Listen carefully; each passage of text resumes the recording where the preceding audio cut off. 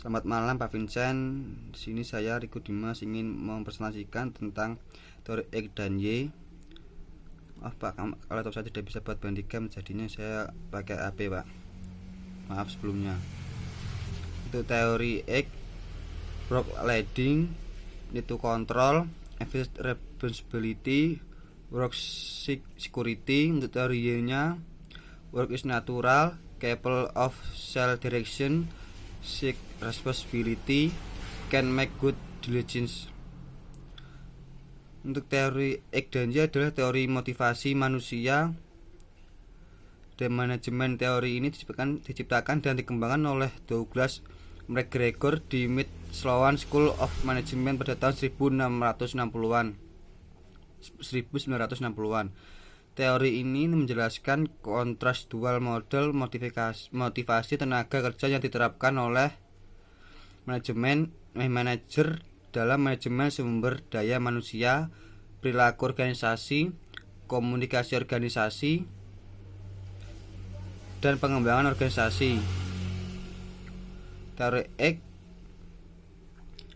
X didasarkan pada asumsi pesimis dari rata-rata pekerja.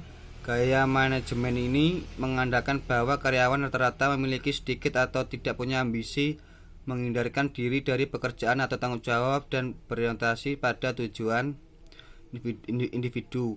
Umumnya teori X gaya manajer percaya karyawan mereka kurang cerdas, malas, atau bekerja semata-mata untuk pendapatan. Karena asumsi ini, teori X menyebutkan tenaga kerja rata-rata lebih efisien di bawah hands-on pendekatan manajemen. Manajer teori X percaya bahwa semua tindakan harus ditelusuri dan individu yang bertanggung jawab diberi hadiah langsung atau teguran sesuai dengan hasil tindakannya. Untuk teori Y kontras dengan teori X. Manajer teori Y membuat asumsi bahwa orang-orang dalam angkatan kerja termotivasi secara internal, menikmati kerja di perusahaan, dan bekerja untuk memperbaiki diri tanpa imbalan langsung. Karyawan teori Y dianggap sebagai salah satu aset yang paling berharga bagi perusahaan dan benar-benar mendorong kerja internal perusahaan. Teori Y menyatakan bahwa karyawan tertentu berkembang, ada tantangan yang mungkin dihadapi, dan memperbaiki kinerja pribadi. Pekerja cenderung mengambil tanggung jawab penuh atas pekerjaan mereka dan tidak memerlukan pengawasan konstan untuk menciptakan kualitas dan standar produk yang lebih tinggi.